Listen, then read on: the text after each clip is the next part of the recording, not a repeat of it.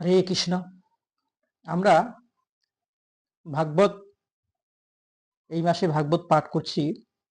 আজকে আমরা কপিল দেব, ভগবান কপিল দেবের জন্ম এবং কপিল দেবের কথা আজকে বলবো। বিদু জিজ্ঞাসা করলেন কদ্দম স্বয়ংবর মনুর বংশ ও সাধুজনের প্রতি এই বংশের সমস্ত প্রজাপতিদের কথা জিজ্ঞাসা করলেন। বললেন এই যে কদ্দম ঋষির কথা কি, এদের কথা জিজ্ঞাসা করলেন। মিত্র কদ্দম ঋষি ছিলেন, ব্রহ্মাকে কদ্দম ঋষি বললেন, হে পুত্র, তুমি সুপাত্রীর জন্য তুমি ধ্যান করো এবং সংসার বিস্তার করার জন্য তুমি ধ্যান করো এবং তুমি সুপাত্রীর সন্ধান পাবে।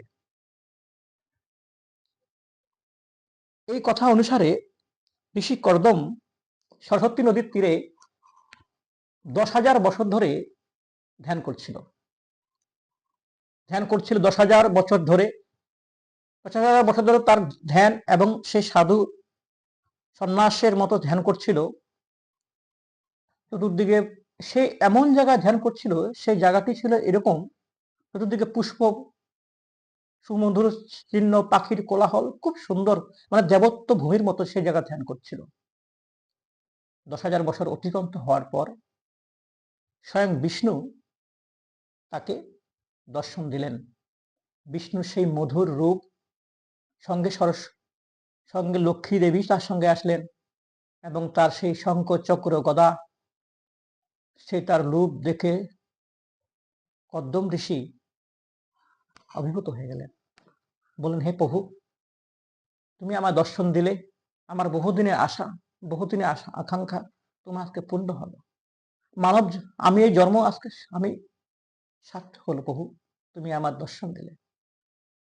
বললো, হ্যাঁ, কারণ তোমাকে দর্শন দেওয়ার অভিপ্রায় হলো আমার এটাই, তুমি সৃষ্টির জন্য সেখানে ধ্যান করছো, অতএব তোমার সময়, তোমার ধ্যান পূর্ণ হয়েছে, আমি সন্তুষ্ট হয়েছি। কারণ তোমার বিবাহ হবে স্বয়ংবর মনুর কন্যার সঙ্গে, দেবভূতির সঙ্গে। সে তোমার এখানে এসে, মনু যে পৃথিবীর রাজা, তার মেয়েকে তোমাকে বিবাহ দেওয়ার জন্য প্রস্তাব দেবে।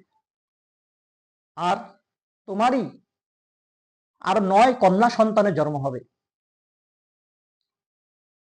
বিবাহের পর 9 কন্যা সন্তান জন্ম হবে, আর তার শেষে আমি তোমাদের ঘরে আসব জন্ম হয়ে, মহারাজা ভগবান কপিল রূপ অবতার নিয়ে। এই কথা বলে বিষ্ণু তার বিভিন্ন কথা, তার বাণী তাকে বলতে লাগলো, এবং সে বিষ্ণুকে আরাধনা করতে লাগলো, বিষ্ণুকে স্তুতি করতে লাগলো। ভগবান নারায়ণ স্তুতি করে, ভগবান নারায়ণকে বিভিন্ন স্তুতি করে এবং তাকে পরিক্রমা করে ভগবান তার গরুর বাহনে করে ভগবান চলে গেলেন। সেই আশ্রমের নিকটে স্বয়ংবর মুনি বা মনু তার স্ত্রী শতরূপা এবং তার কন্যা বিভূতিকে নিয়ে এসে উপস্থিত হলেন, এবং মুনি তাকে বললেন, মুনি যেহেতু তার কন্যাকে সে এখানে বিবাহ দিবে, সেই মুনিকে তিনি প্রণাম করলেন। বললেন, হে মুনিদেব, মহিষী আমার মেয়ে দেবহূতি যতবার নারদের কাছে আপনার কথা শুনেছে, সেদিন থেকে সে পণ করেছে, আমি যদি বিবাহ করি তাহলে আমি কদ্দম ঋষির সঙ্গে বিবাহ করব।